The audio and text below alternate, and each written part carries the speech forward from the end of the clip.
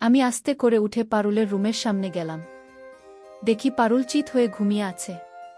আমি রুমে ঢুকে দরজা লক করে দিলাম। পারুলের খাটে বসলাম, তার শরীর প্রাণ ভরে দেখতে লাগলাম। 18 বছর আগে আমি কত আনন্দ করেছি, কত কি করছি। হঠাৎ পারুল জেগে গেল, ভয়ে কাঁপতে কাঁপতে উঠে বলল, সাজ্জাদ তুমি এখানে কেন? আমার রুমে কি করো? আমি বললাম, কেন তোমার রুমে আমি আসতে পারি না? কেন আসবি? তুই এখন আমার মেয়ের জামাই, তাতে কি? আমি তো তোর সাবেক প্রেমিক ও তার চাচাত ভাই। তাড়াতাড়ি আমার রুম থেকে বাহির হও, না হলে আমি চিৎকার দিব। চিৎকার দিয়ে লাভ নেই। বন্যা ঘুমের ওষুধ খেয়ে ঘুমিয়ে আছে, আর তোর স্বামী তো থাকাই গেছে। তুই আর আমি ছাড়া এখানে কেউ নাই। প্লিজ সাজ্জাদ, আমি তোমার শাশুড়ি হই, এখন এমন পাগলামি করিস না। আমার ভালোবাসার কলিজার বন্ধুরা, তোমাদের জন্য আবারও আমি নিয়ে এলাম নতুন একটি ঘটনা। বিশ্বাস করুন, আজকের গল্পটি এতটাই আকর্ষণীয় যে শুরু থেকে শেষ পর্যন্ত শুনলে তোমাদের পানি চলে আসবে। তাহলে চলো বন্ধুরা, তোমাদের মূল্যবান সময় নষ্ট না করে ঘটনাটি শুরু করা যাক। আমার নাম সাজ্জাদ, মালয়েশিয়াতে থাকি। 8 বছর আগে বিদেশে চলে আসি। আসলে আমি বিদেশে আসতে চাইনি, কিন্তু জীবনে বড় একটা ধাক্কা খেয়ে অবশেষে চলে আসতে হলো।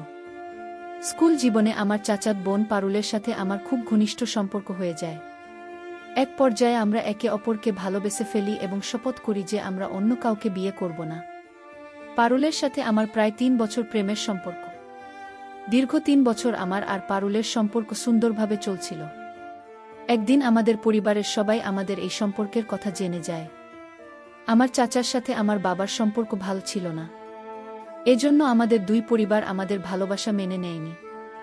আমি পারুলকে নিয়ে পালিয়ে যেতে চেয়েছি, কিন্তু পারুল পালাতে রাজি হয়নি। পারুলের বাবা তাকে তার নানার বাড়িতে নিয়ে জোর করে এক প্রাইমারি স্কুল শিক্ষকের সাথে বিয়ে দিয়ে দেয়। পারুল বিয়ে বসে যায়। বিয়ের 1 সপ্তাহ পর আমি জানতে পারি পারুলের বিয়ে হয়ে গেছে। আমি তো পাগল হয়ে গেলাম।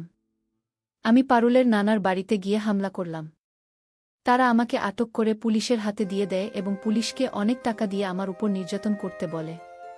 পুলিশ আমাকে ডাকাতির মামলা এবং সন্ত্রাসের মামলা দিয়ে জেলে ঢুকিয়ে দেয়। প্রায় 2 বছর পর আমি জেল থেকে বের হই। জেল থেকে বের হওয়ার পর বাবা আমাকে বিদেশে পাঠিয়ে দেয়। জেলে থাকা অবস্থায় শুনতে পাই পারুলের সুন্দর একটা মেয়ে হয়েছে। নিজের উপরে নিজের খুব অভিমান হলো, যার জন্য আমি জেলে আসলাম। সে তার স্বামী সন্তান নিয়ে সুখে আছে। প্রবাসে আসার পর আর দেশে যাওয়ার ইচ্ছে হলো না, কারণ যে হৃদয় একবার ভেঙে গেছে সেই ভাঙা হৃদয় নিয়ে দেশে যেতে চাইনি। অবশেষে এক সময় শুনলাম বাবা খুব অসুস্থ, তাই সিদ্ধান্ত নিলাম তাকে দেখার জন্য দেশে যাব। অবশেষে 8 বছর পর দেশে গেলাম। দেশে যাওয়ার পর পারুলের সাথে আমার দেখা হলো। আমি কখনো তার সাথে কথা বলার চেষ্টা করিনি। আমি একটা সময় তাকে জীবনের চেয়ে বেশি ভালোবাসতাম, কিন্তু এখন সবচেয়ে বেশি ঘৃণা করি। একদিন আমি লক্ষ্য করলাম বাড়িতে 11-12 বছরের একটা মেয়ে ছোট বাচ্চাদের সাথে খেলা করছে। আমি বাচ্চাদের জিজ্ঞেস করলাম, এই মেয়েটিকে? তারা বলেন, পারুল ফুফুর মেয়ে বর্ণা। বর্ণা আমাদের বাড়ি তথা তার নানুর বাসায় থেকে পড়ালেখা করে। আমি অবাক হয়ে গেলাম, এত ছোট একটা মেয়ের কি করে এগুলো বড় হলো মেয়েটার দিকে।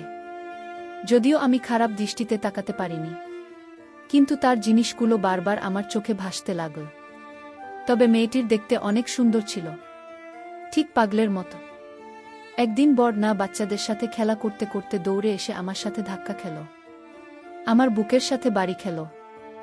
একচেলকে আমার দেহে বিদ্যুৎ চমকে উঠল। বর্ণা লজ্জায় দৌড়ে চলে গেল। আমার মনের শয়তান উকি দিল। মনে মনে বললাম, তোর মা আমার সাথে বেইমানি করেছে, সেই বেইমানির ফল তোর মাধ্যমে শোধ করতে হবে। আমাদের 2টি ঘর ছিল, একটি ঘর রাস্তার পাশে। সেই ঘরে আমি একাই থাকতাম। বন্যার নানা ঘরবাড়ির একদম শেষ মাথায়। দেখলাম বর্ণা আমার ঘরের পাশ দিয়ে কোথাও যাচ্ছে। আমি বললাম, বলো না, কই যাও? বন্যা বলল, মামা স্কুলে যাই। আমি বললাম, কোন ক্লাসে পড়? বন্যা বলল, এবার ক্লাস 7-এ। আমি বললাম, ঠিক আছে, এখন যা, পরে এক সময় আসিস, তোর সাথে গল্প করব। বন্যা বলল, ঠিক আছে মামা, তাহলে যায়। এটা বলে সে চলে গেল। আমি এক দৃষ্টিতে বন্যার দিকে তাকিয়ে থাকলাম। কিছুক্ষণ পর দেখলাম বর্ণা চলে আসছে।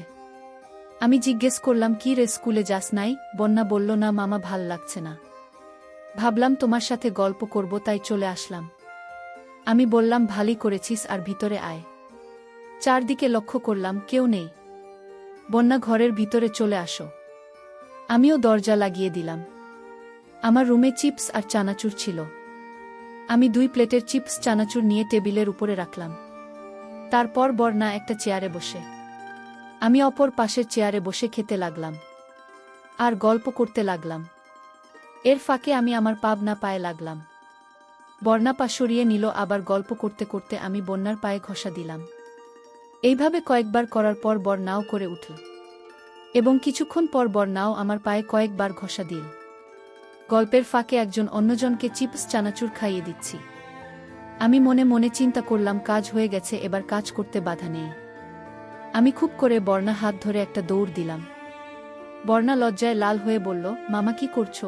আমি বললাম, আদর দিলাম। কেন মামা কি ভাগ্নিকে আদর দিতে পারে না? বন্যা বলল, অবশ্যই পারে, কিন্তু এভাবে। আমি বললাম, কোনো কিন্তু না, মামা চাইলে ভাগ্নিকে আদর দিতে পারে।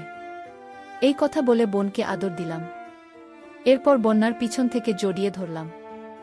বর্ণা বললাম, আমার ছাড়ো, কি করছো? আমার লজ্জা লাগে। আমি বললাম, মামার কাছে কিসের লজ্জা আছে? তোর লজ্জা দৌড়াও। এই কথা বলে পিছন থেকে বন্যাকে ধরলাম। বন্যা আস্তে আস্তে বলল, মামা প্লিজ এমন করো না, ছেড়ে দাও, কেউ দেখবে। কিন্তু নিজেকে ছাড়ানোর কোনো চেষ্টাই করছে না, উল্টো জোরে জোরে নিঃশ্বাস নিচ্ছে। আমি বুঝলাম মেয়েরা যে কোনোভাবেই সুযোগ ছাড়া যাবে না। তারপর যা হলো শুনলে তোমাদের মাথা ঘুরে যাবে বন্ধুরা। বন্যার কথা শুনে আমি ভাবছি, তোর মা ও একই শপথ করেছিল, আমাকে ছেড়ে অন্য কাউকে বিয়ে করবে না। আজ তো একই সম্পদ করলি। সেদিন বিকেল 4টা পর্যন্ত বন্যার সাথে টেবিলের উপর কাঠের উপর অনেক হলো। আর বাড়ির সবাই জানে বন্যা স্কুলে আছে। এভাবে বন্যার সাথে আমার প্রতিদিন কোনো কোনো সময়ে ভাবে চলতে লাগল। আমি বন্যাকে 3 মাস পর দূরে এক ফার্মেসিতে ওষুধ দিলাম। আমিও আর বিদেশে যাইনি। বাজারে একটা কাপড় কসমেটিকের দোকান দিয়ে ব্যবসা শুরু করছি। এইভাবে প্রায় 3 বছর আমি বন্যাকে নিয়ে আনন্দে আছি। বন্যার ম্যাট্রিক পরীক্ষার আগ থেকে ওর বিবাহের আলাপ চলছিল। ওর বাবা বলেছে, পরীক্ষা শেষে তার বন্ধুর ছেলের সাথে বন্যাকে বিয়ে দেবে। বন্যা আমাকে চাপ দিলে তাকে চুরি করে বিয়ে করার জন্য। অবশেষে আমি চুরি করে বন্যাকে কোর্টে নিয়ে বিয়ে করলাম। বিয়ের পর আমি বন্যাকে সোরপত করেছি। আমি বলার আগ পর্যন্ত যে দুনিয়ার কাউকে আমাদের বিয়ের কথা জানে। বিয়ের পর বন্যা ওষুধ খাওয়া বন্ধ করে দিল।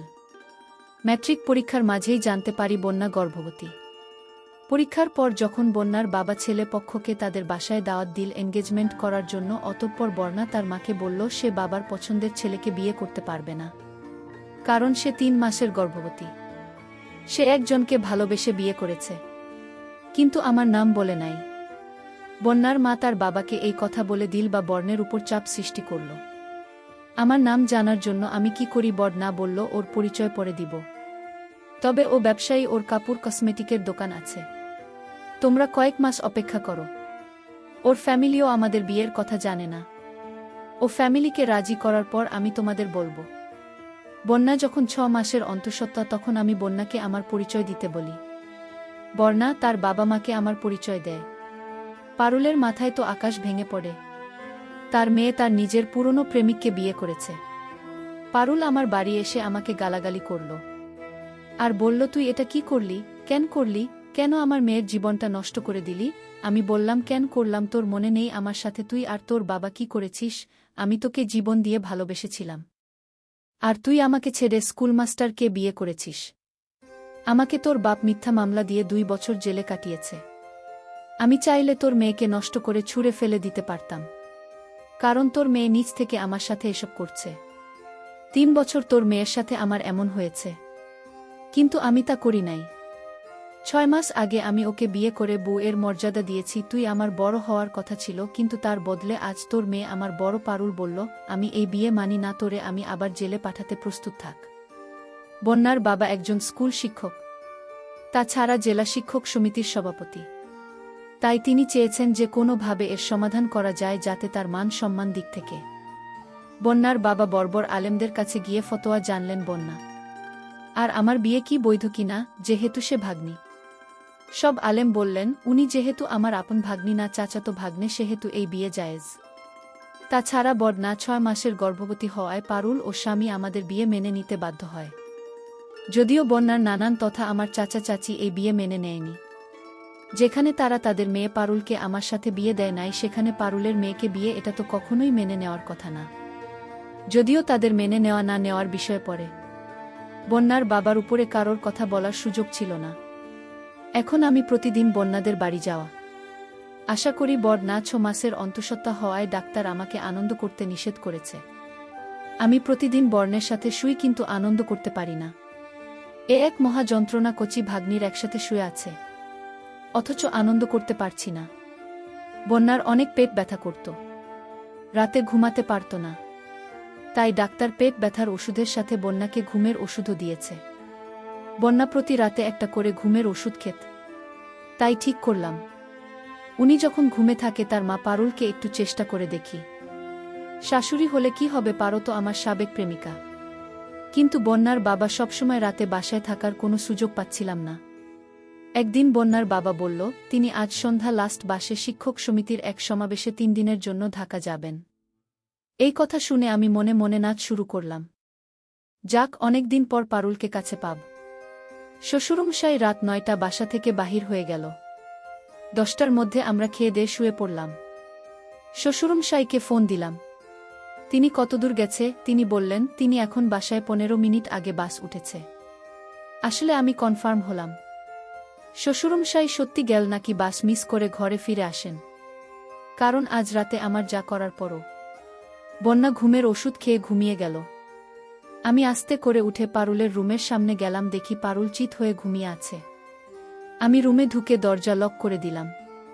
পারুলের খাটে বসলাম, তার শরীর প্রাণ ভরে দেখতে লাগলাম। 18 বছর আগে আমি কত আনন্দ করেছি, কত কি করেছি। হঠাৎ পারুল জেগে গেল। ভয়ে কাঁপতে কাঁপতে উঠে বসে বলল, সাজ্জাদ তুমি এখানে কেন? আমার রুমে কি করো? আমি বললাম, কেন তোমার রুমে আমি আসতে পারি না? কেন আসবি? তুই এখন আমার মেয়ের জামাই, তাতে কি? আমি তো তোর সাবেক প্রেমিক ও তার চাচাতো ভাই। তাড়াতাড়ি আমার রুম থেকে বাহির হও, না হলে আমি চিৎকার দিব। চিৎকার দিয়ে লাভ নেই। বন্যা ঘুমের ওষুধ খেয়ে ঘুমিয়ে আছে, আর তোর স্বামী তো থাকাই যাচ্ছে। তুই আর আমি ছাড়া এখানে কেউ নাই। প্লিজ সাজ্জাদ, আমি তোমার শাশুড়ি হই, এমন পাগলামি করো না। বাবার জোরাজুরির কারণে সেই দিন বাধ্য হয়ে আমি মাস্টারকে বিয়ে করছি। বাবা বলেছে মাস্টারকে বিয়ে না করলে তিনি আত্মহত্যা করবেন। বাবাকে বাঁচাতে তোকে ভুলে আমি মাস্টারকে বিয়ে করেছি। বাবা যে তোকে জেলে দিয়েছে আমি জানতাম না। পরে যখন শুনেছি কিছু করার ছিল না, মাস্টারের সম্মানের দিকে তাকিয়ে আমি সব সহ্য করে গেলাম। মাস্টার তো কোনো অপরাধ করে নাই। পারুল, তোকে আমি আজ থেকে মাফ করে দিলাম, কারণ তুই আজ আবার আপন হয়ে আমার কাছে আসেনি। আমি আমার ভালোবাসা আবার ফিরে পেলাম। তোর প্রতিজ্ঞা রক্ষা করতে আমি বিয়ে করি নাই। কিন্তু যখন তোর মেয়ে আমার জীবনে আসে তখন চিন্তা করলাম তুই আর তোর মেয়ে তো একই। তাই আমি বন্যার মাঝে তোকে খুঁজে নিয়ে ওকে বিয়ে করলাম। অথচ আজ আমি তোকে আপনি করে ফিরে পেলাম। আজ থেকে তুই আমার। এভাবে অনেক দিন কেটে গেল। আমি চিন্তা করলাম কোনো একটা উপায় বাহির করা দরকার। মাথায় আসলো একটা বুদ্ধি। আমি বন্যাকে বললাম, রাতে কেমন যেন করো তুমি? মনে হয় অনেক অসুবিধা হয়। তোমার এই সময় একজন মহিলা তোমার সাথে ঘুমানো উচিত। তুমি তো ওষুধ খেয়ে ঘুমিয়ে থাকো। কোনো মহিলা থাকলে বুঝতো। বন্যা বলল, মহিলা পাপ কোথায়? আমি বললাম, কেন তোমার মা আছে না? তাকে বলো তোমার সাথে ঘুমাতে। বর্ণা সরল মনে বলল, তাহলে তুমি ঘুমাবে কোথায়? আমি বললাম, আরে বাবা, ঘরে কি রুম কম আছে নাকি? আমি এক রুমে শুয়ে হবে। আগে তোমার আর আমার বাচ্চার সেফটি দরকার। বন্যা তো অনেক খুশি, তার জন্য কত চিন্তা করি। অবশেষে বর্ণা পারুলকে বলল। পারুল ও বন্যার বাবা রাজি হয়ে গেল আমার প্ল্যান সফল। সেদিন থেকে পারুল রাতের বেলায় বর্ণের সাথে ঘুমায়। আমি পাশের রুমে, আর মাস্টার মশাই একটু দূরে তার রুমে ঘুমায় বর্ণা। যেহেতু ঘুমের ওষুধ খেয়ে ঘুমোয়, তাই আমি পারুলকে বলে দিয়েছি বর্ণা ঘুমানোর সাথে সাথে পারুল যে উঠে আমার রুমে চলে আসে। আমি বললাম, এই বয়সে বাচ্চা নিবে? পারুল বলল, আমার বয়স আর কত হয়েছে, মাত্র 32 বছর। তুই আর আমি তো একই সমান, বরং তুই আমার চেয়ে 1 মাসের বড়। তুই এই বয়সে এসে আমার কচি মেয়েকে বিয়ে করতে পারলে আমি কেন বাচ্চা নিতে পারবো না? আমি পারুলকে বললাম, ঠিক আছে আমি তোরে বাচ্চা দিব, কিন্তু বাচ্চা আমাকে কি থাকবে, বাবা নাকি দুলাভাই? কেন দুলাভাই ডাকবে? আগে তো বাচ্চা দাও, আমার বাচ্চা আমাকে দুলাভাই ডাকবে, এটা কেমন কথা? তার মানে মাস্টার ফ্রি ফ্রি বাবা ডাক শুনবে? মাস্টারের আনন্দকে দেখে এত বছর সে আবার বাবা হবেন। মাস্টারমশাই তো জানে না এই বাচ্চার বাপ তার একমাত্র মেয়ের জামাই। 7 মাস 21 দিনের মাথায় বর্ণা একটা ছেলের সন্তান হয়। 9 মাস পর পারুলের একটা মেয়ের সন্তান জন্ম হয়। পারুল মাস্টারমশাই অনেক খুশি। যদিও তাদের আশা ছিল একটা ছেলের সন্তান হবে। বর্তমানে বন্যার ঘরে আমার 2 ছেলে 1 মেয়ে। আর শাশুড়ি পারুলের ঘরে 1 ছেলে 1 মেয়ে। যদিও বাচ্চাগুলো আমাকে দুলাভাই ডাকে, এভাবেই চলছে আমার বর্ণা আর পারুলের সংসার। যদিও আজও কেউ জানে না আমার পারুলের কথা। ঘটনাটি কেমন হলো তা জানাতে কমেন্ট করুন। আর যদি বন্ধুরা গল্পটা শুনে ভালো লেগে থাকে তাহলে অবশ্যই চ্যানেলটি লাইক, সাবস্ক্রাইব এবং শেয়ার করে পাশে থাকবে। তোমাদের অসংখ্য ধন্যবাদ।